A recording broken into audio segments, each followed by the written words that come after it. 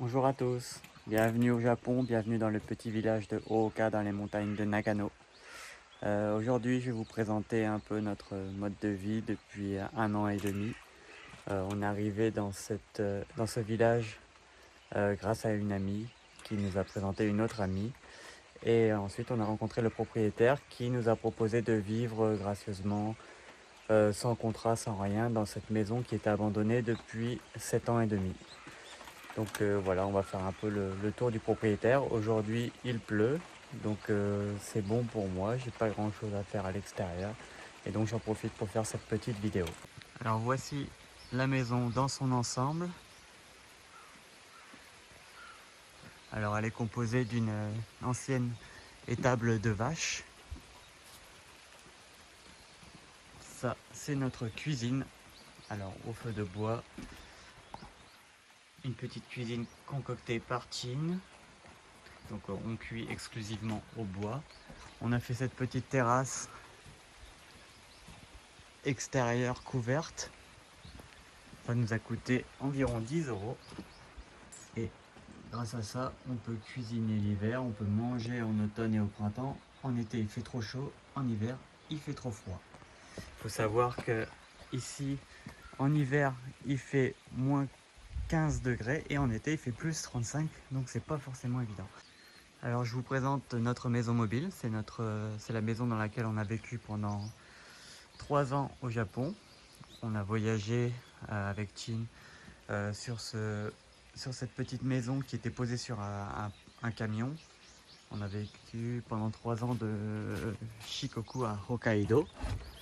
Voilà, dans l'espace dans lequel on vivait, ça fait à peu près 4 mètres carrés.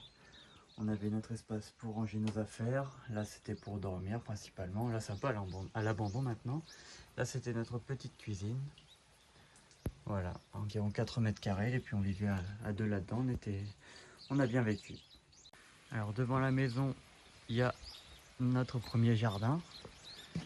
Alors on essaie de faire un maximum, d'associer les cultures. Là il y a pas mal de fleurs, du cosmos, des œillets d'Inde. On a aussi les derniers haricots de la saison, du sarrasin, du shiso.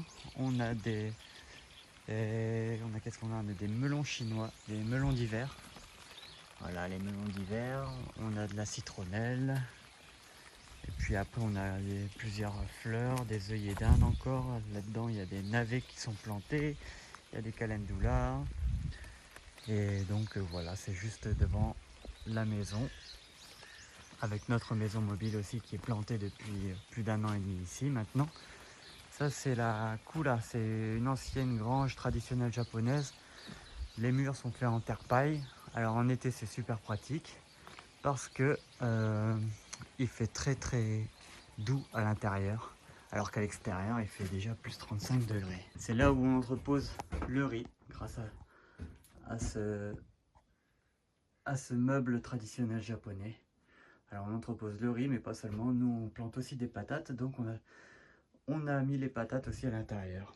Alors le riz, on l'égrène grâce à ces anciens outils traditionnels. Ça et ça, bien planqué. Et au second étage, il y a du chaume qu'on a coupé l'année dernière. Et l'idée c'est que peut-être, si on a le courage, si on a la détermination et si on a le soutien, on restaure ce toit dans quelques années et on le fait revenir comme il était avant, c'est-à-dire un toit de chaume. Là, vous pouvez voir aussi qu'on a quelques cultures ici. Alors c'est des haricots et des ejima. Alors ça c'est de la famille des cucurbitacées et c'est ce qui va nous permettre d'avoir des éponges toute l'année. Alors aujourd'hui jour de pluie, donc on fait sécher le linge de Inen. En fait toutes les couches sont lavables. Chaque jour on doit faire des machines pour pouvoir y arriver. Et en ce moment c'est pas évident parce que Inen a la diarrhée. Ça c'est un séchoir solaire que j'ai conçu. Alors ça m'a permis de sécher notamment le basilic ou la citronnelle cet été pour ensuite faire des infusions ou aider à cuisiner. Là, on a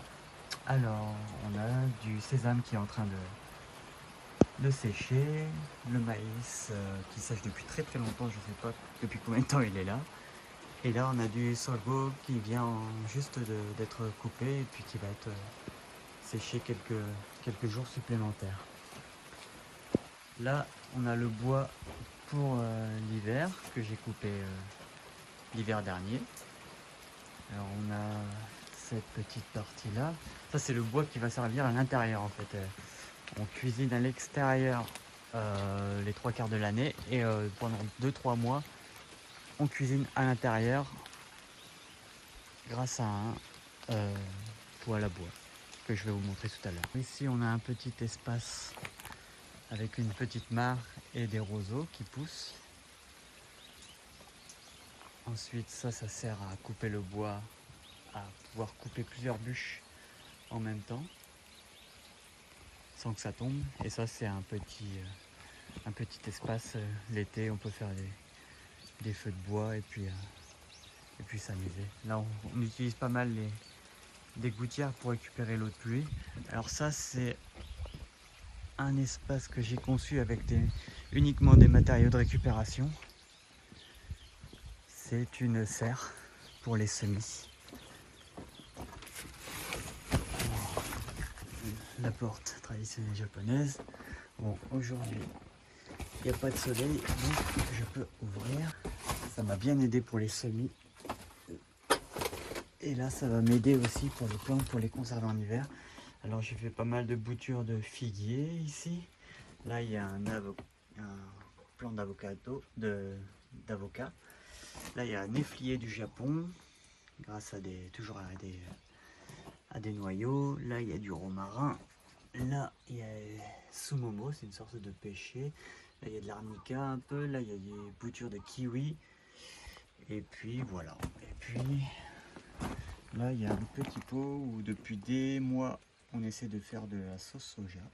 Ça donne pas grand chose pour le moment. Mais voilà, on essaye, on fait des expériences. C'est un peu l'idée de notre vie. Alors ici, on est dans la rizière. Alors le riz, on l'a récolté il y a un mois déjà. Ensuite, on l'a fait sécher pendant 2 semaines. Et là, c'est le reste de la paille. Cette rizière, au départ, c'était en friche, totalement en friche. Il y avait 2 arbres qui étaient tombés dedans. J'ai dû découper, j'ai dû tout nettoyer. Il y a la partie gauche que l'on a retournée grâce à un voisin pour faire l'expérience qui donne beaucoup. Et la droite qu'on n'a pas touchée, qui ne donne pas grand chose. Donc cette année, j'ai fait une nouvelle expérience. Après la récolte du riz, j'ai planté de la moutarde pour décompacter un peu le sol et pour ensuite le fertiliser un peu. Là derrière, tout ce que vous pouvez voir, les grands plants, c'est du soja. Alors on a planté pas mal de soja cette année. Et puis le soja, ça va nous aider à faire de la sauce, du miso, à faire du lait aussi. Ici, dans cette partie de la propriété, on a été épargné par les chevreuils grâce à cette clôture qui a été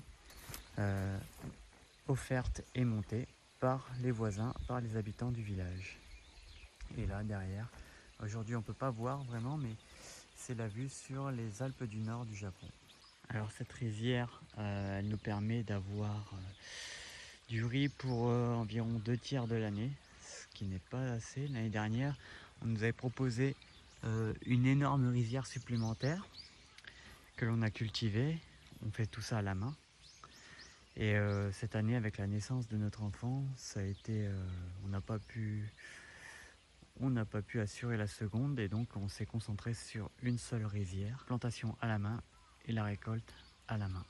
Ça c'est la deuxième partie du terrain de la propriété.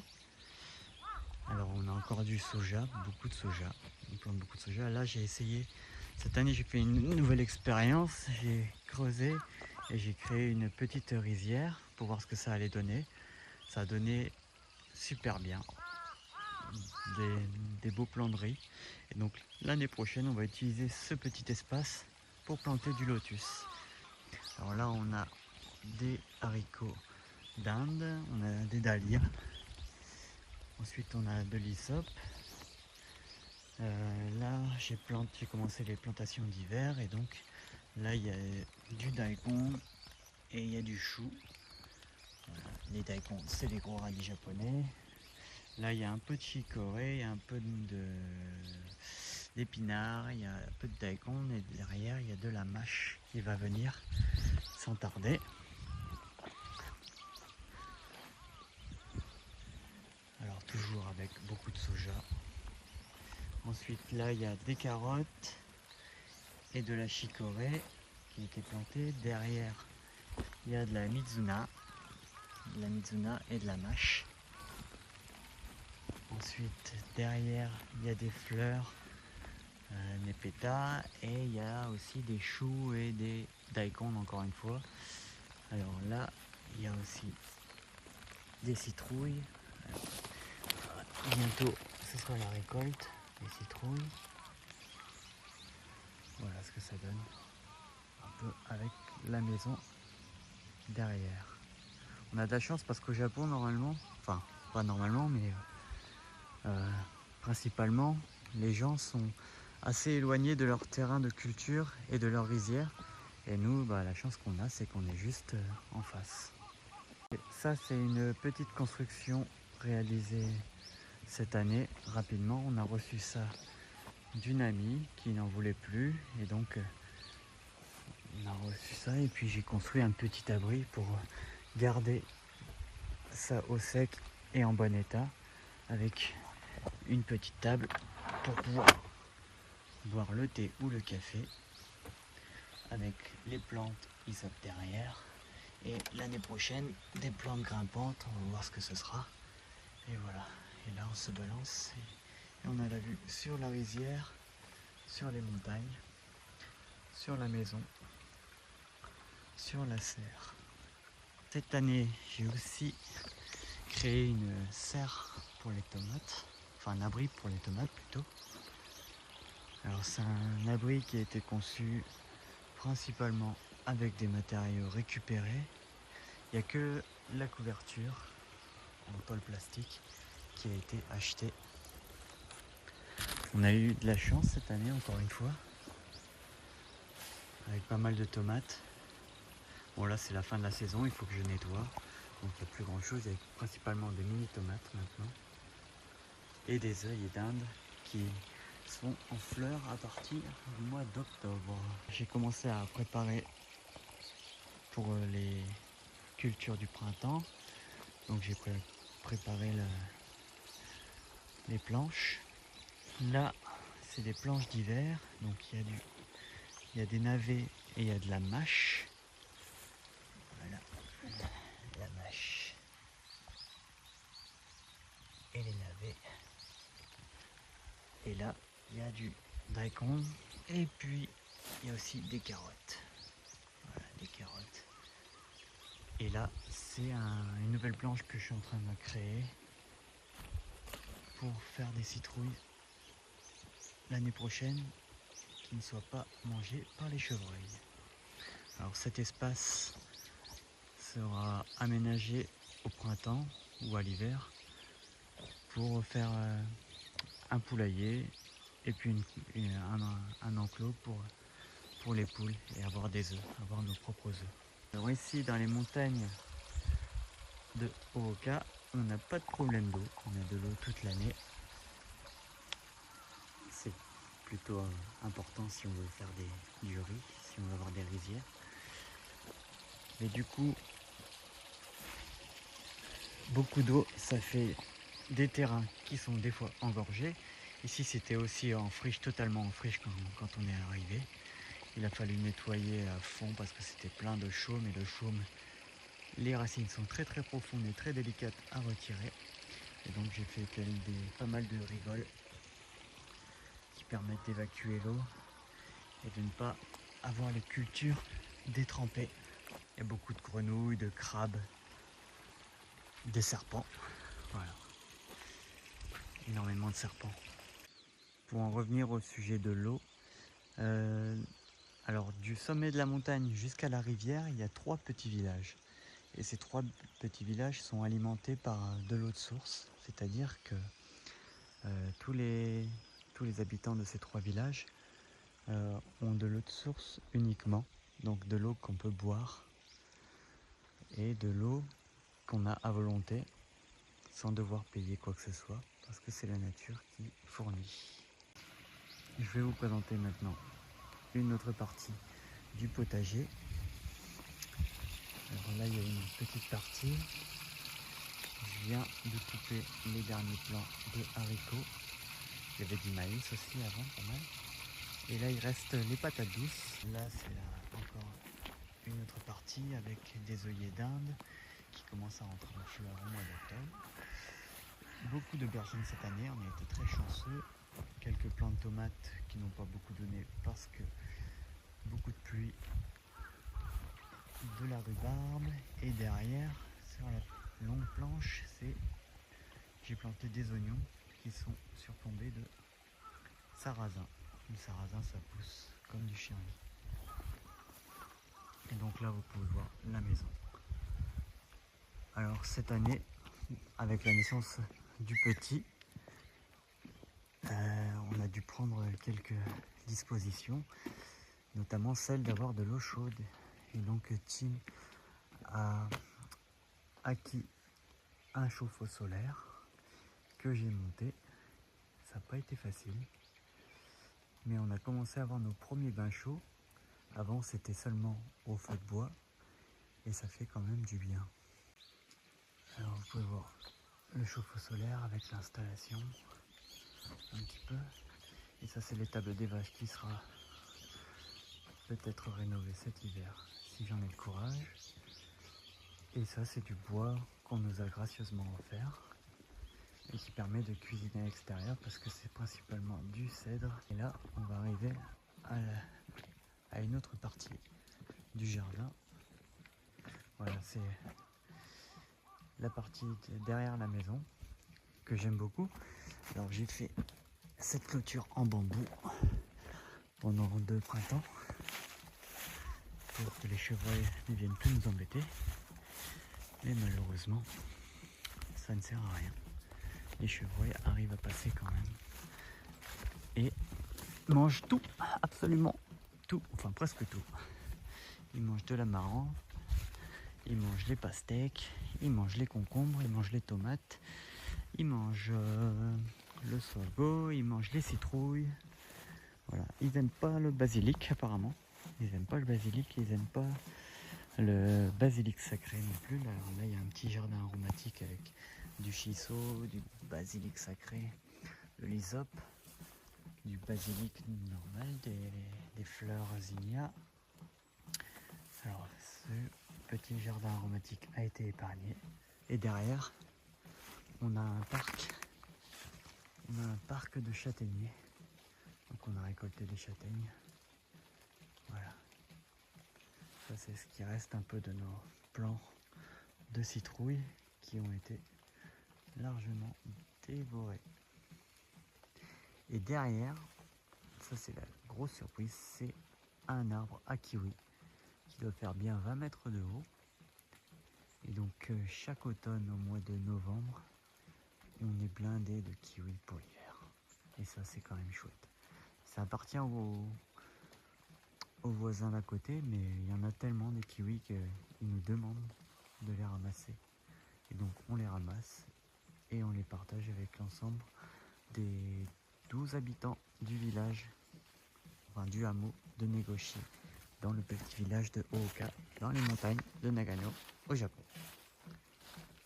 Ça c'est des plants de myoga, c'est une sorte de gingembre japonais. Voilà, ça pousse et repousse chaque année, plante vivace. Voilà, encore 2 mètres. Voilà. Le myoga. À l'arrière de la maison, on n'a pas de point d'eau vraiment. Alors là, il y a des systèmes de récupération d'eau de pluie. Ça, on nous l'a offert. Voilà, vous voyez, il est plein là, donc j'ai fermé le couvercle. Et là, on a utilisé une ancienne machine à laver comme récupérateur d'eau de pluie aussi, quoi. composte le reste de notre nourriture et puis nos toilettes aussi. Alors ça c'est le compost à toilettes de cette année. Voilà.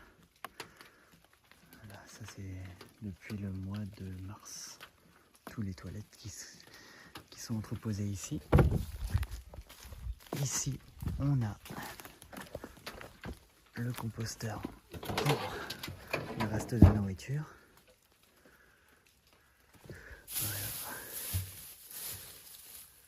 Ça mange bien. Ça se régale. Ça c'est composteur créé l'année dernière pour les restes de nourriture et pour les toilettes. Et cet hiver, on va utiliser ce compost pour alimenter les jardins. Avec pas mal de petites châtaignes. Voilà donc notre système d'eau.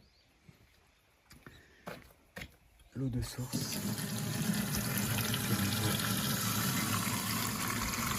Que l'on utilise pour la vaisselle, parce qu'on a espace vaisselle. Et ça, c'est connecté au chauffe-eau solaire qui vient d'être installé. Donc c'est pas terminé encore. Après il va falloir faire l'isolation des tuyaux parce que moins 15 l'hiver, ça risque de péter. Alors ça c'est le couloir qui connecte l'avant à l'arrière de la propriété.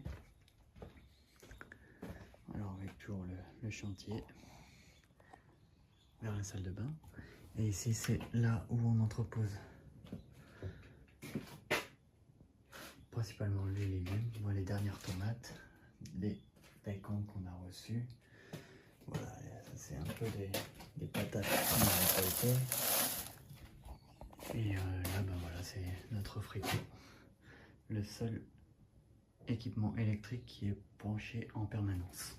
Il y a du bois de pommier qui va nous aider aussi peut-être à finir l'hiver parce qu'on risque d'être juste si on doit se cuisiner, se chauffer au bois seulement.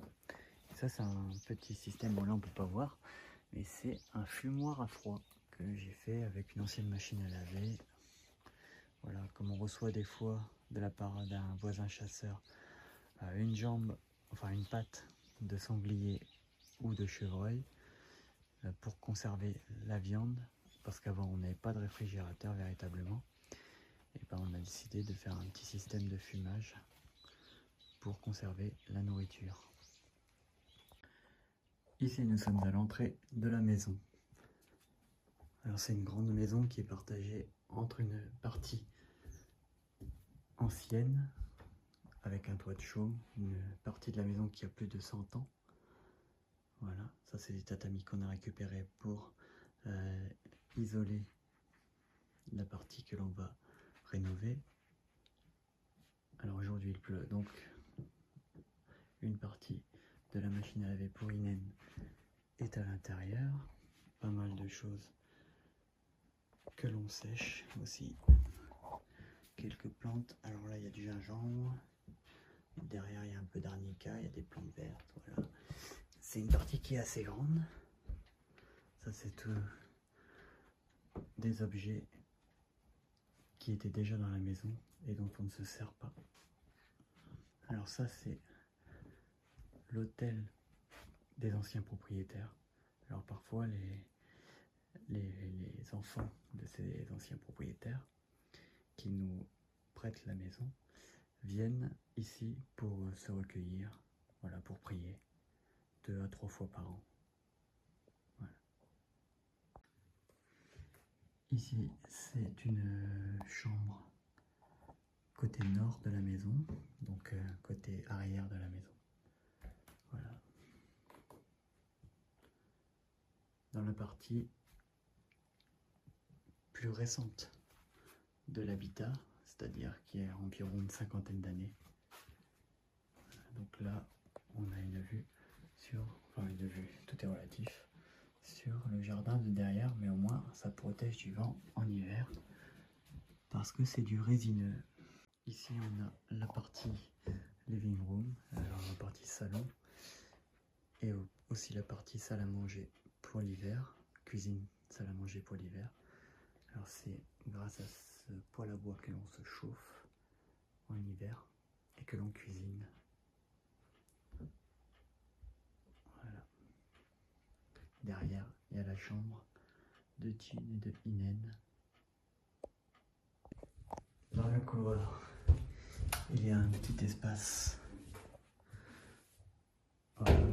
buanderie, on va dire, avec nos récoltes de l'année. Alors là, il y a le sarrasin, il y a du soja de l'année dernière. Ça, c'est ce qu'on nous a offert, du riz, du soja, du miso. Là, c'est notre miso de l'année dernière. Voilà ce qu'il en reste, on peut voir. Alors, il y a des noix récupérées, il y a de la moutarde aussi que j'ai récupérée. Ça, c'est du sorgho de l'année dernière. Et ensuite, là, c'est ici aussi que je fais sécher mes graines. Donc là, il y a des haricots, natsume, et là, il y a des fruits popo. Et là, il y a des aubergines. Et à ce que j'ai récupéré, fait sécher et récupéré. Donc là, il y a du basilic, il y a du shiso, il y a du basilic sacré, des feuilles de figue, il y a des graines de tournesol et il y a de la citronnelle. Voilà. Et ici, dans l'armoire, il y a les graines pour les cultures. Alors, on va essayer de faire tout avec les graines. C'est un mix entre des graines que j'ai ramenées de France et puis des graines que je récupérais au Japon et que je continue à faire tourner. Les aromatiques, légumineuses, des fleurs, fruits. C'est les céréales et puis les engrais verts. Voilà. Ensuite, on arrive dans la partie douche.